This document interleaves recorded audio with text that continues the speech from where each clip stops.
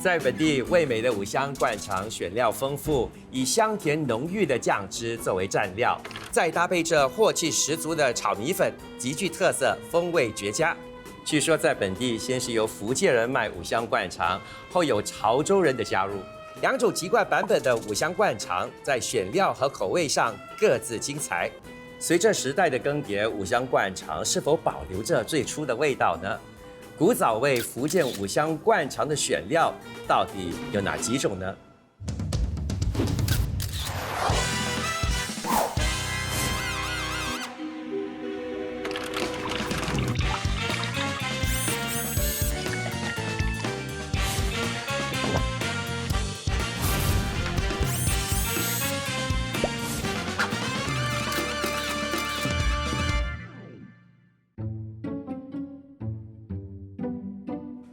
？Melvin， 嗨嗨，哇，又是一个大只佬。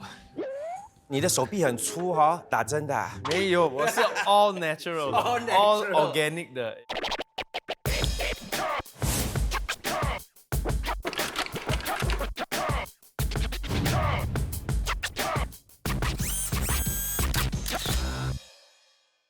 哇，你很有诚意哈，就请我吃热狗啊。这个不是普通的热狗，这个是五香热狗面包。这个就是你颠覆版本的五香灌肠。是，灌肠是粉红色的，因为我喜欢用天然的色素，所以我用了 beetroot 去染那个香肠啊，让它的颜色跟那个传统灌肠一样。我里面也是有放五香，你要大口大口的吃啊。虽然是西方的热狗啊，不过一咬下去开始咀嚼的时候呢，就有很多中式菜肴里头所运用到的。如果没错的话，那个爽脆甜甜的是马蹄 Yes， 另外一个应该是 pickle ginger 啊对，热狗也是配 pickle 吃嘛。是，所以我是想要有一个中式的材料。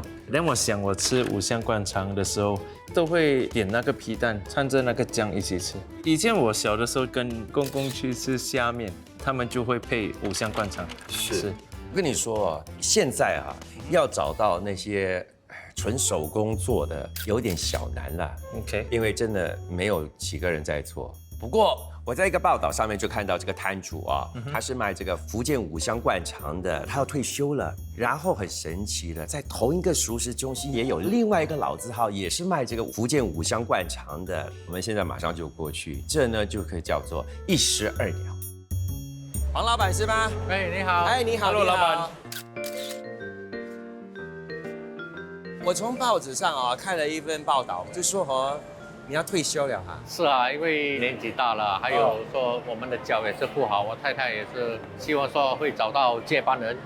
那么我们这个传统的五香灌肠还是会接下去。既然呢你要退休了，那我就要好好的从你身上啊去了解一下五香灌肠它的历史啊。先说你们是什么时候开始的？五香灌肠是我爸爸传给我的，他是在1936年开始在中国街一个摊位来的，有轮的，所以是一个流动小贩来的。对，也就是说你们这门生意已经有80多年了哈。对。那你爸爸是从哪里来的？他是从中国福建晋江来到新加坡，然后就跟我大伯跟一个朋友联合做这个生意，到了1972年我才接手。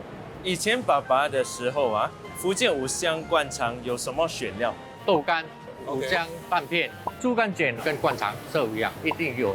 他也有卖那个猪皮啊、猪耳朵啦这种，我现在都没有没有了。到了我们呢，加鱼盐跟皮蛋，就这样而已啦。呀，7样了。好像少了一些，比如说那个虾饼啊，那种是潮州款的，我们是福建的，他们会有卖20多样。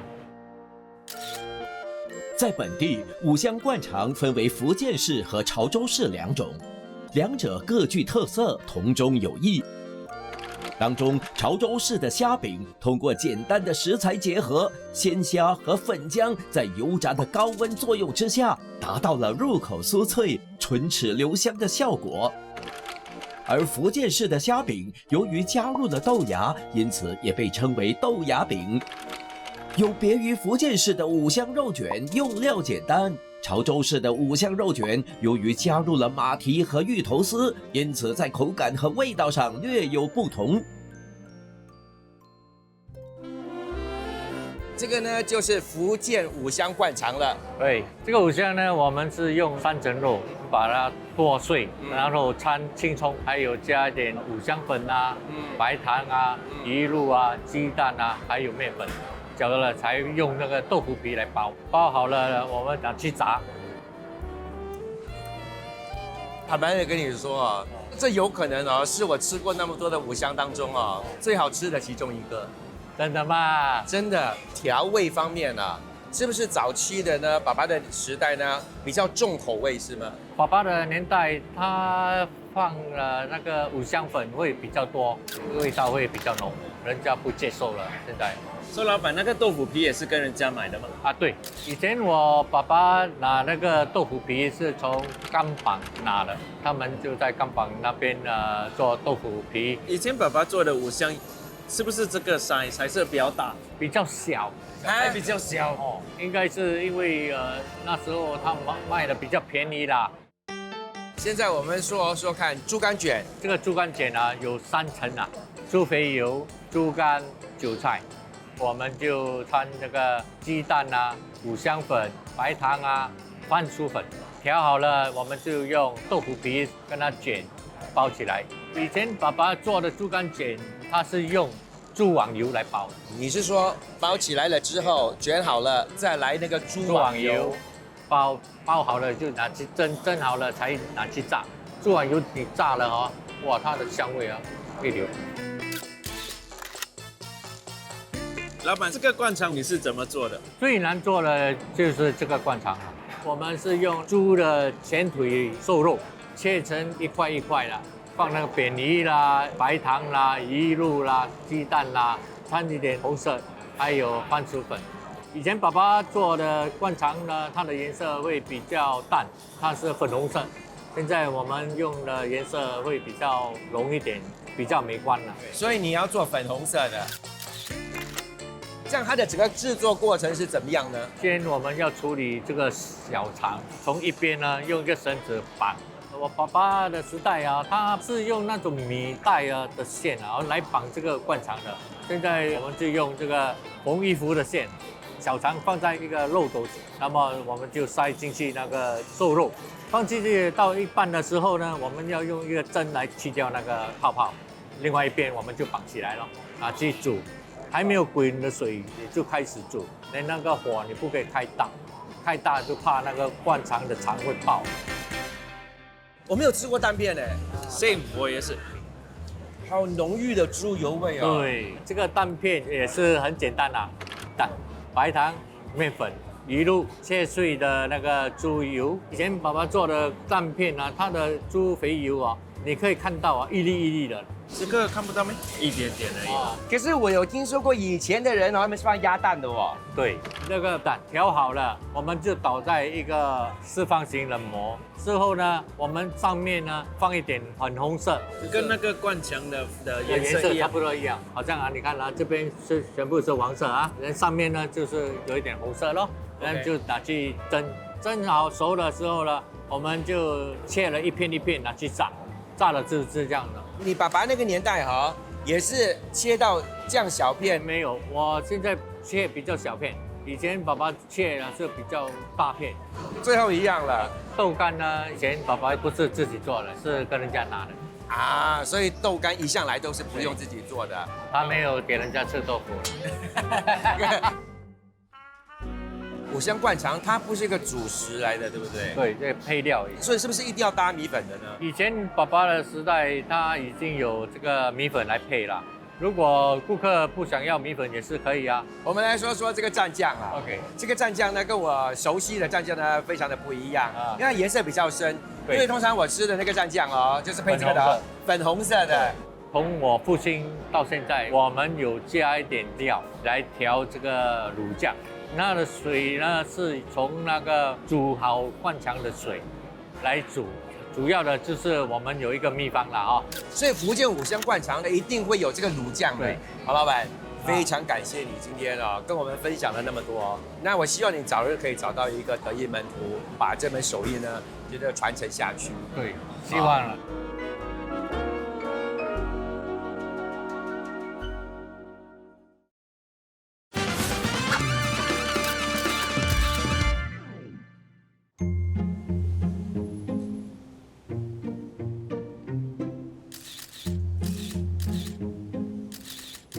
哎，你谁啊？你在拍我啊？ Hello， 卢江大哥啊，我在拍你，对对对。子鹏，你是一个网红嘛，对不对？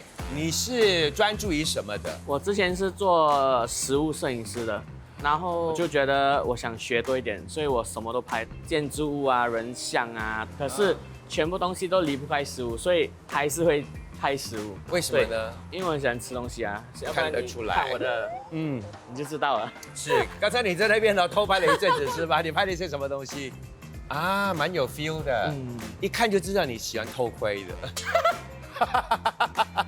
不要揭穿我。OK， 来，这个地方在白天呢，它是一个港式茶餐厅来的，晚上呢是那种上班族来这边小酌一杯的。今天呢，我们要找的呢就是颠覆版本的福建五香灌肠啊。这个呢就是五香，这个就是灌肠啊。这个好像不是肉卷，它是肉卷，可是不是猪肉卷，鱼肉。是它用的是这个鱼浆啊。哇，所以也不错，那个口感啊。它的蘸酱就是这个。哦，我知道，有点咖喱的味道。没错，沾上这个蘸酱之后呢 ，Yeah，it makes sense。我还蛮喜欢这个。还蛮不错的哈。你应该有去过香港吧？我知道你要讲什么，什么？就是那个香港，我们每次会吃那个鱼圆跟那个咖喱掺在一起那个。对，所以他们的这个五香肉卷的灵感呢，是取自于香港的咖喱鱼蛋。啊，对。现在我们来试试看啊，这个灌肠啊，你一看你就觉得什么东西是颠覆了？灌肠有点不同，因为灌肠我知道的都是粉红色的。是。对。我刚刚咬到一个脆脆的东西来的，其实呢，它是鸡肉，然后那个脆脆的呢是鸡胗，有点小惊喜啦。对，它有多了那种口感，就是用了那个鸡胗。灌肠里头一般用的呢全部都是瘦肉来的，它真的是颠覆了这一点，它就把那个猪油加在那个灌肠里头，一盘够吗？不够，2盘。我也是这样想。小二，什么小二？小三来。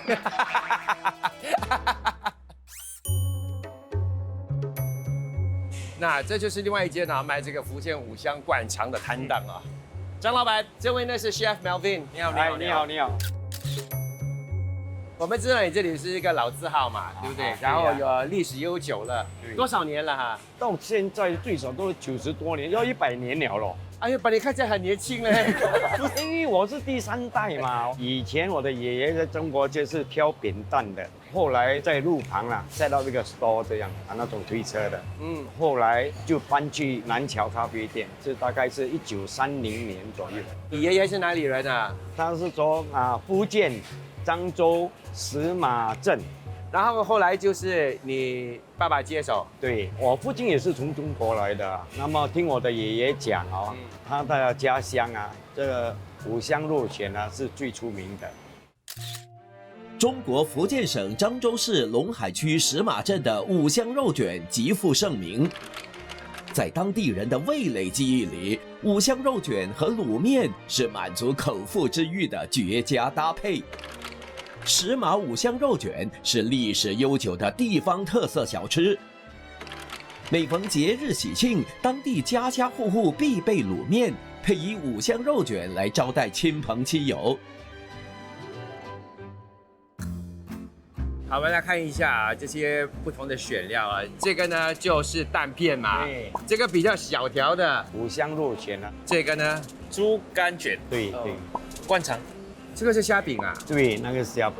哦，还有这个是萝卜，这个是腌过的白萝卜。腌过的，对，解腻了，对呀，因为很多油炸的东西，我相信也是可以帮忙解腻啦。你爷爷的年代就有了。对，早时候我们是一定会给，但是现在已经很多人没有做了啦。我有空的时候偶尔才会弄而已。这个是怎么做的？白萝卜放盐，就是要洗很多遍，洗很多遍了才加糖加醋。从你爷爷开始做生意的时候，是不是就是卖这5样？以我所知，他就是卖这5样东西。像你这个五香肉卷啊，它里头的那个肉哈、爷爷当年呢，他用的是猪的哪一个部位啊？这个我已经忘记了啦，但是多多少少是要有一点肥肉啦。五香肉卷的肉块会不会比较大？现在的话可能会比较小一点啦，早时候会可能比较大一点，因为早时候没有用这个机器来搅嘛，就是用手工的嘛，就是咚咚咚咚咚到它碎。2把刀这样。对对 OK。调味方面呢，就用五香粉啦，对，还有呢，鱼露、糖、面粉啊，还有加了青葱外面呢就是豆腐皮。啊。After seasoning 你包好了就是炸就可以了嘛。下一个这个灌肠啊，它用的猪肉是猪的哪一个部位？猪的后腿的肉。让我吃的时候啊，有非常浓郁的那个扁鱼的味道啊，里头是有放扁鱼粉的，对不对？我有你用的是什么肠衣呢？猪小肠啊。小肠啊。小肠有时候它的 size 已经很大了，那些太大的 size 我们也不要用。猪肝卷啊，里头当然是有那个猪肝、韭菜，还有猪油块。对呀，现在啊，我们少了一个猪网油，我们也是拿不到啦。那多了那个猪网油真的很好吃，比较香，对吗？对，那个很好吃，我自己想吃都没有了。 Challenge accepted， 我会找出来。很好。你现在的这个蛋片跟当年你爷爷的蛋片有任何的差别吗？应该是没有，应该是没有啊。来到这个虾饼了，你的虾饼跟我习惯的那个虾饼是不一样的。我吃的那种应该是潮州派的，对不对？那个很大的、很酥的、很酥的那个那，属于潮州派的那种啦。福建派的里面是粉啊、豆芽啦，上面放一只虾这样啦。我们叫虾饼还是豆芽饼？你爷爷的那个年代有卖这个吗？有，我爷爷已经有卖这个。 OK， 老板，这里有2种酱，一个是辣椒酱，连对这个红红的是那个卤酱是吗？对，那个卤酱。你怎样做的这个？这个我们就是煮了灌肠，用它的水来煮这个。这个卤酱感觉啊是非常黏糊糊的哈。你用了什么粉呢？用2种粉啊。一个是面粉，一个是薯粉啊。啊，对。因为之前他都有用面粉哦跟薯粉在其他的东西嘛，所以他一定会用回同样的粉哦来做这个卤酱。爷爷的那个年代，这个卤酱的浓稠度是这样子的吗？没有，这个太 sticky 了。哦，所以他的那个年代的是比较薄一点，是吗？对，没有这么 sticky。我看这个应该是蛋花，对不对？对。好，所以张老板，当我们的Melvin要还原这道福建五香灌肠的时候呢，一定要有的选项是哪几样呢？我来讲就是要了那个猪肝卷呐，那个蛋片呐，五香肉卷呐，还有那个灌肠哦，最少都要有这4样啊。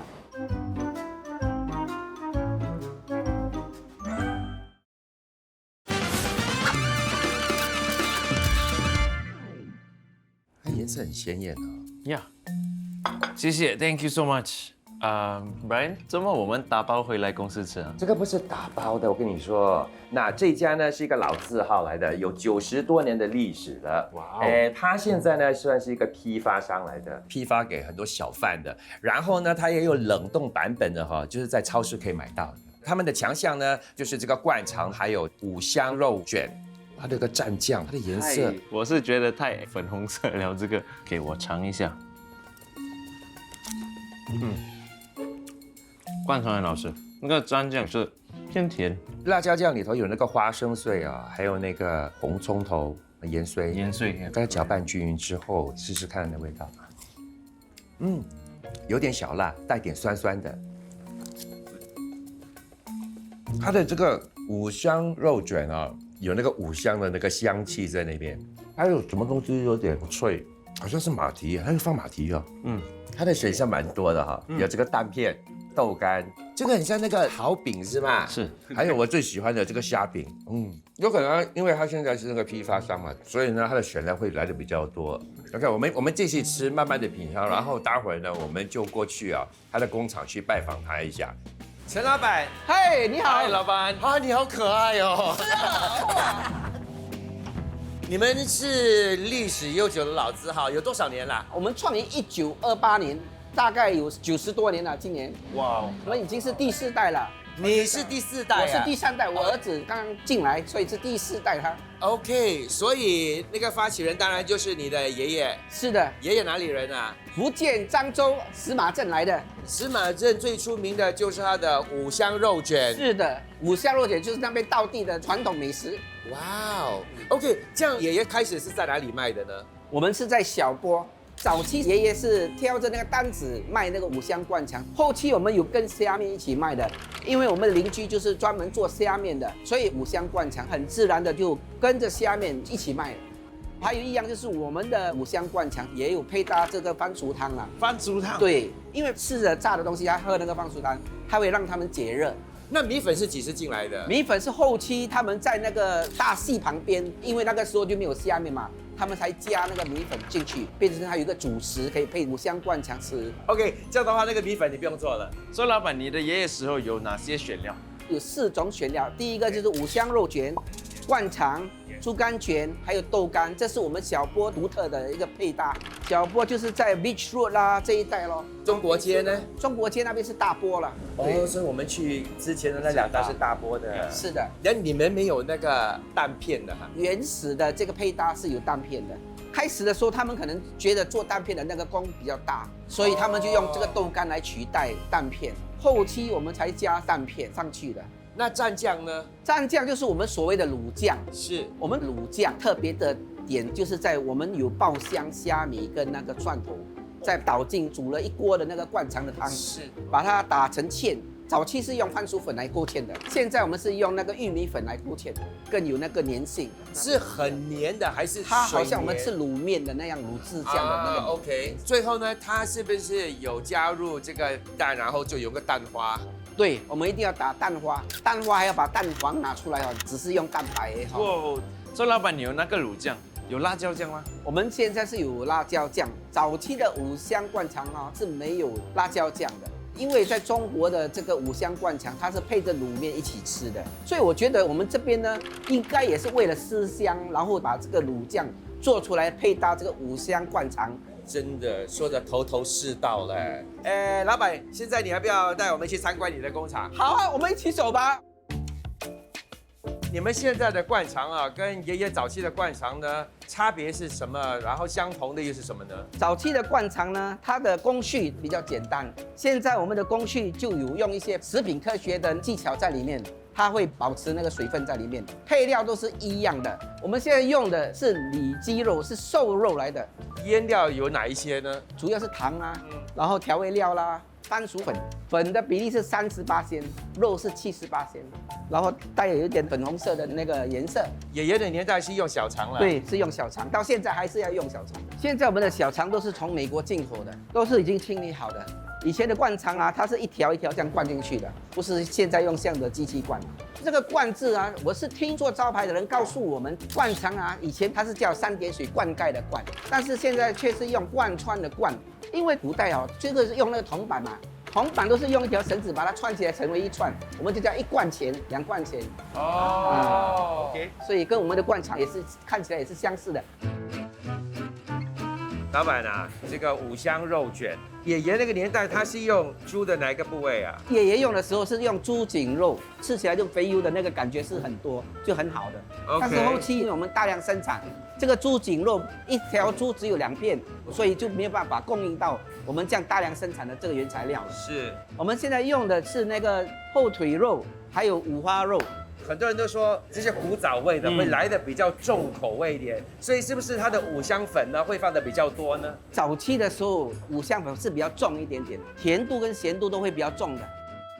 这样油炸的时候用的是什么油？是纯粹是猪油吗？还是我们档口炸的时候，他们会放一片猪油在那个锅里面，给它有一点的那个猪油的香味在那边。所以就是一锅的菜油，对，放了猪油块在里头。对，为什么不要纯粹就是用猪油来炸呢？因为猪油是不耐炸的，它可能炸一下就坏了。对，而且很容易黑掉。对，当年爷爷的豆腐皮是怎么来的？早期这个豆腐皮他们都是手工制造的。以前钢板很多人做这个豆腐皮的，所以爷爷是在钢板跟人家买这个豆腐皮来做五香的。老板，你有去过石马镇吃五香肉卷吗？有啦，他们的肉真正的是用那个肥肉做的，而且它的肉切得很大块。我们这边的肉是剁成碎吧，他们的五香肉卷吃起来是好像有点绵绵的感觉，我们这边吃的是脆脆的感觉。所以有差别在那边。老板真的非常谢谢你来，今天呢跟我们讲解了那么多，回答了我们很多的疑问。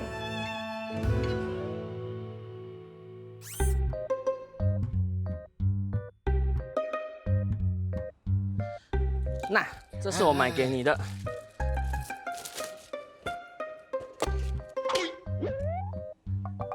Hello， 朋友，我要你买的是那个颠覆版本的福建五香肉卷啊，你干嘛买这个千层酥给我啊？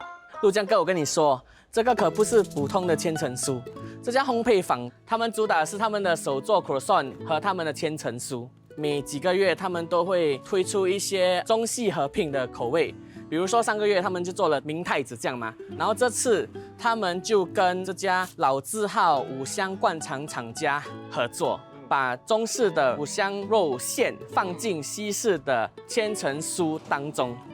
这个就是他们的五香肉卷千层酥。哇，你很开心啊，说了一大串东西啊，你值得吃一个来。OK， 我来 try 也是。我没想到这个中西合并哦，会合并的那么的成功。虽然说它没有很大的颠覆，因为它里头的那个馅料呢，还是五香肉卷的那个馅料。不过搭配了这个千层酥，然后还有上面的这个酱啊，这个酱它的杯是美乃滋辣，哦，你知道啊 ？OK， 还有对再加上还有一点辣，它就是那个 Sriracha Hot Chili Sauce，它 mix 在一起。 OK，有一阵阵呢那个奶油的香气哦，真的是很好吃。里头呢，它也放了这个乳酪啊，所以吃的时候呢，就有那个乳酪的香气在那边了。对啊，对啊。Anyway， 我跟你说，我在社群网站上面看到啊，现在有很多人在家里啊自己制作那种五香，然后拿来卖。我觉得你应该上网去订啦，订几个给我们试试看啦，好不好 OK。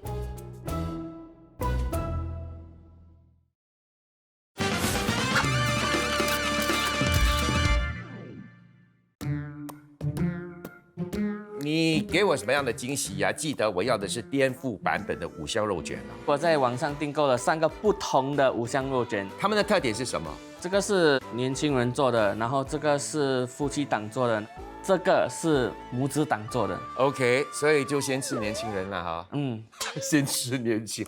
哦，它的卖相还蛮不错的哈。对，还蛮大条的嘞。它的料还蛮多的。对。里面有蘑菇虾啊，可以吃到马蹄的味道啊。里面也是有蟹肉棒。有个年轻人哦，对这个五香粉啊不是那么的喜欢，所以它的那个五香粉的味道呢不是很浓郁。哇，这个辣椒非常的鲜红，看起来有一点辣的感觉。它的辣椒好吃，有点像鸡饭的辣椒。哦，这个好可爱哦，好迷你哦。我们来做一个比较哈。一般，其实这个是 Tom Yum 的，因为他的老婆是蛮喜欢吃辣的嘛，他就做了一个 Tom Yum 口味的给他老婆试。的确，你可以吃到香茅 lemongrass 的那个味道。它也有自制的这个辣椒啊。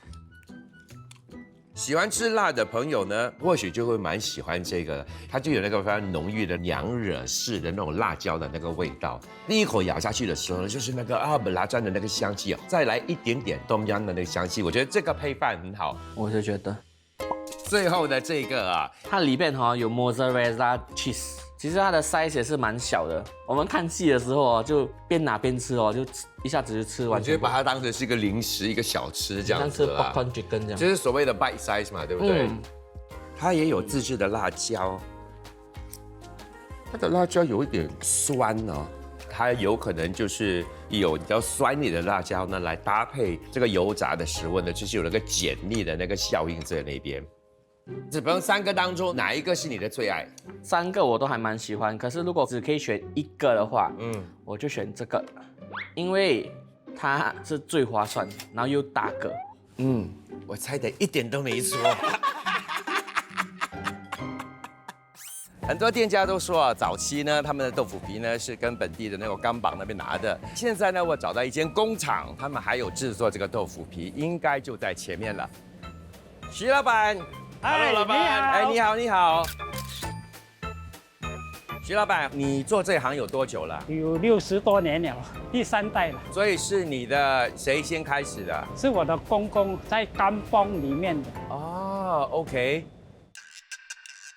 真的是很热，因为下面哦都是有火的，对不对？对对对。所以站在这里呢，感觉上呢，就是好像在一个桑拿里头，那个热气就一直过来。所以老板，你的豆腐皮只是用豆浆做的吗？对呀、我们的过程是这样的啊，晚上我们来蒸黄豆，蒸5个钟头，然后就磨了就过滤过后就煮，煮好的豆浆就把它倒进这个大盘里面。OK，然后就点火开始生产了。我们等15分钟后呢，就有一层很薄的那个豆腐皮在上面，啊，我们就开始要把它拿起来，所以你是怎么样把它捞起来？对对对，很容易，我们是用手捞起来。等一下，这个豆浆本身有多烫？你说下面都有点火的吗？不会烫啊，你摸摸看。至少有60度啦，80度这样。OK 了，多加20了，80度啊。所以老板，这个豆腐皮哈，我们拿起来了，挂在这边要晾干多久的时间？差不多要1个半钟头到2个钟头。老板，爷爷时候制作方法跟现在有什么不同？大同小异了。以前是用烧柴、烧火炭，现在呢是用煤气，所以现在你们控制的火候也比较精准了啊，比较不像以前就比较对难搞一点哦。对，以前的黄豆也比较好了，以前的黄豆是中国的黄豆，比较香、比较大粒、比较好吃。现在你是用哪一种黄豆？我们是用加拿大黄豆，加拿大黄豆也是不错了，也是很干净的。以前的黄豆没有这样干净了。所以同样的都是用豆浆，你除了做这个豆腐皮之外，还可以做些什么其他的产品啊？我们还做腐竹，还有做那个干腐竹。新鲜的腐竹可以做些什么东西啊？新鲜的腐竹，可以煮汤，也可以炸，拿来做筛鹅。啊，这个干腐竹呢，我就有一点认识，因为我们是海南人嘛，我们妈妈就会煮那个海南杂菜啊，就会用这个干腐竹呢放在杂菜里头。那当然，那个豆腐皮呢，就是来做那些五香啊这一类的嘛。所以老板，这个豆腐皮、腐竹还有干腐竹哈，它的做法都是一样的吗？不一样啊，不一样，怎么说呢？豆腐皮是单层的，大张的一张。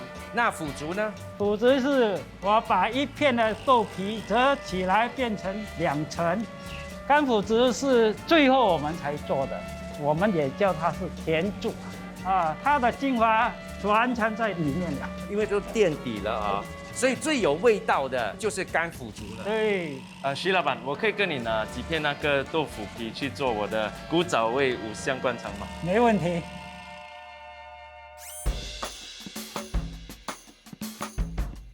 So Melvin， 你跟制作组说你要在一个很怀旧的地方做这个还原，对，所以我们找到这个地方啊，你知道是在哪里吗？不知道。哦，我的天啊，这个是新加坡的一个地标，你不知道？我是游客来的，好烦啊！总而言之，现在我们是在大坡，很多老板们都说他们开业的时候呢，就是在那个大坡的。OK， 所以这边就是大坡。对，好，所以今天我们要还原的呢，就是古早味的福建5香灌肠。是的。好，第一样做的是什么？第一样我们会做那个5香肉卷。很好，请开始。哎，你去哪里？啊，我去买咖啡。回来，你要帮我切。说今天你会做那些粗活，你切那个猪肉，那些老板都跟我们讲要有很多肥油。说今天我们用 pork belly 了，3层肉啊，3层肉呀。只要切掉它的皮而已，是吧？皮而已啊，那些肥油要收住。接下来什么？你要剁碎，对不对？对，我们要用2把刀，因为以前的时候他们就是用2把刀。老板们都跟我讲，不能剁得太碎，I think 口感也是比较好，right？是，我也是这样觉得。哒哒 ，OK， 好了，我们放调味料，5香粉，加那个鱼露，我们加糖，加鸡蛋。现在我们要搅拌。你看搓的时候就可以看到它一块一块的。我们加面粉，现在我们就可以加青葱了。OK， 这样就好了。现在我们就包那个肉卷，是我们会用豆腐皮，是我们的徐老板做的。这个还要浸在水里头一对下。，它会比较软，比较容易包。好，现在我们的这个豆腐皮是比较大张嘛，是不过很多店家都跟我们说，以前包的那个肉卷呢都是比较小条的，所以今天我们是要包比较小条的啦。对，你转一圈就够了。我们再做多一条。今天我们要还原的呢是一盘4色的五香灌肠，我们已经做了第一样五香肉卷，接着下来呢，我们会做那个猪肝卷。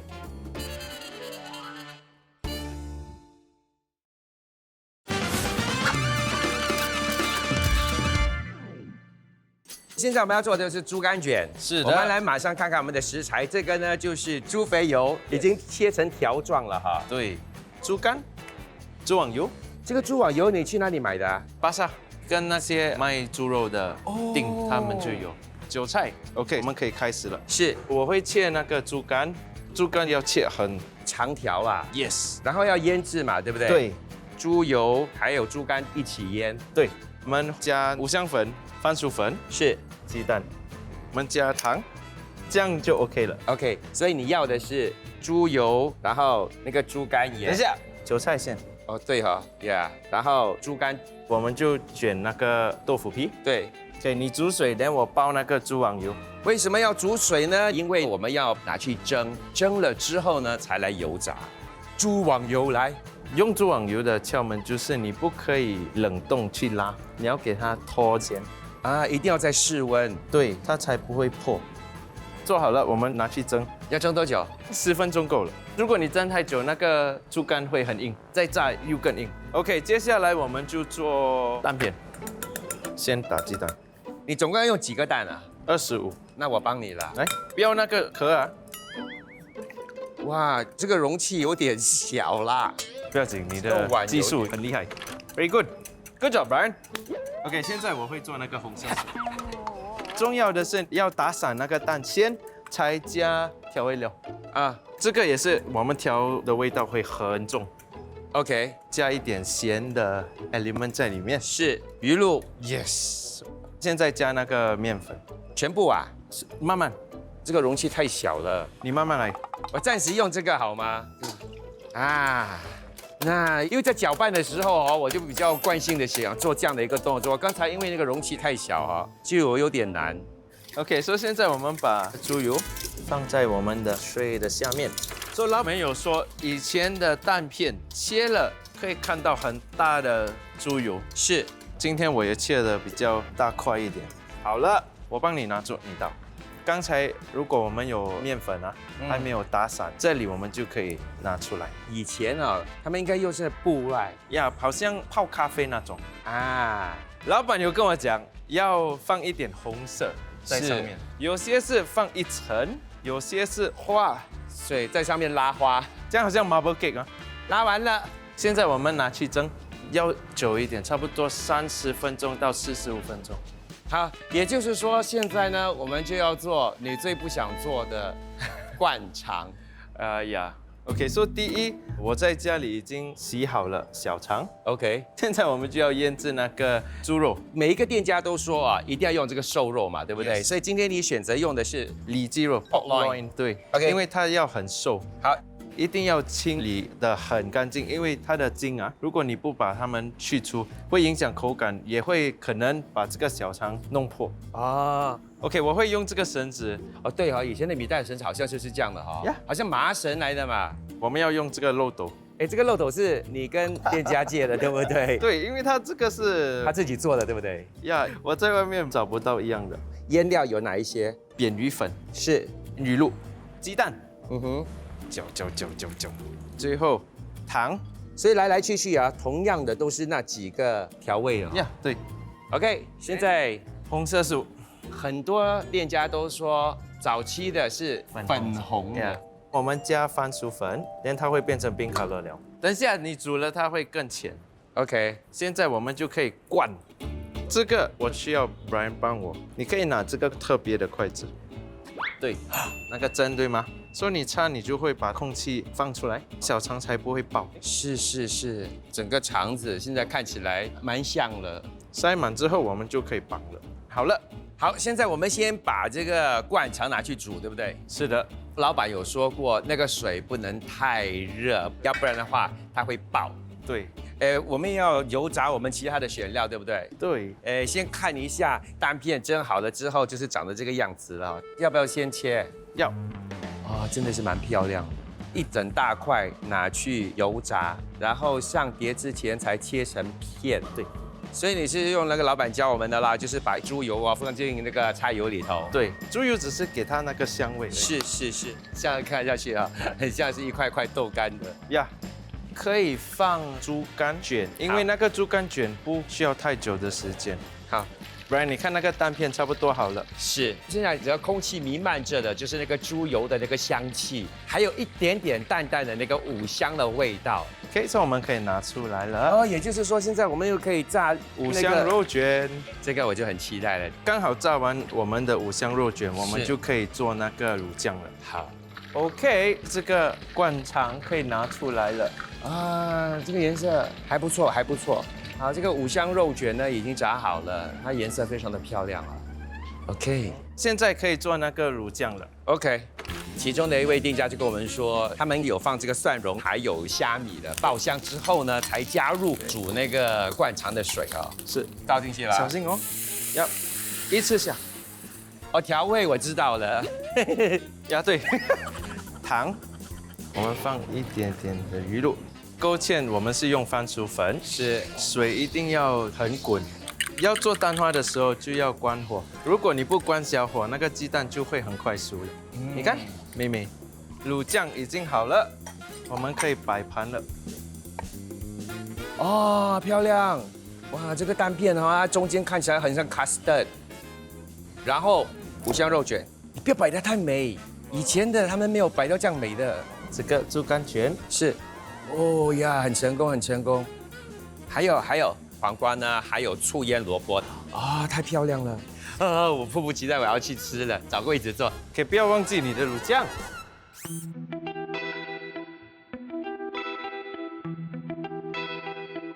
坦白跟你说啦，我心里面就一直有一种小怀疑，最终今天你是否能完成这项挑战？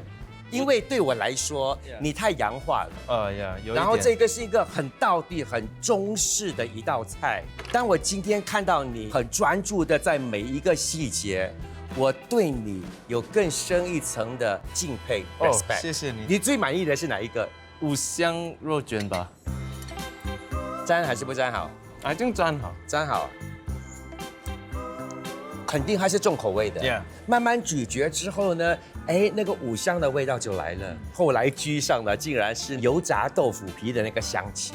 你的这个蘸酱，它不会很甜，它就淡淡的裹在整个五香的外头，就使到整个五香呢更多汁。OK， 接下来我们吃猪肝卷。但我这样子看呢，我就觉得罪孽深重了。呀，因为它的肥油真的是太多了。虽然我喜欢吃猪油版呀。我觉得以前的人他们常吃猪油，是因为他们是做粗活的嘛，所以他们比较容易消耗掉那些脂肪。我们就吃那个单片。可以。我现在开始明白啊，为什么后来啊，人家会搭配什么炒米粉啦，什么虾面啦，因为单吃这个，我觉得它的味道太浓郁。最后一个了，灌肠。但我觉得 actually 这个 OK， 反正我最担心的最 OK。It tastes better than it looks。因为吃了那么多肥油之后，再吃这个灌肠这个东西，里头一点脂肪都没有。坦白说，这个美食的制作工序呢，真的是非常的繁琐。然后我们去了一些老店家，有些是第3代了，已经传承到第4代了，而有一些呢后继无人。不过那么多年来呢，他们都秉持着对这道美食的一种坚持，这种精神呢，是我们现代人呢应该好好的去学习，然后把它给发扬光大，然后希望有心人呢可以把这道菜呢给传承下去。第3系列的古早味侦探节目，在各家老字号的餐饮业者们和各个有心人士的协助之下，借由13位厨师的巧手，还原了13道本地美食的古早滋味。哇，他笑的毛已经烧焦了。什么美食节目吗？为什么我是要剧目的？以味蕾寻回美食与人之间的温暖回忆。有点小感动哎，现在。哇，这是幸福的，你知道吗？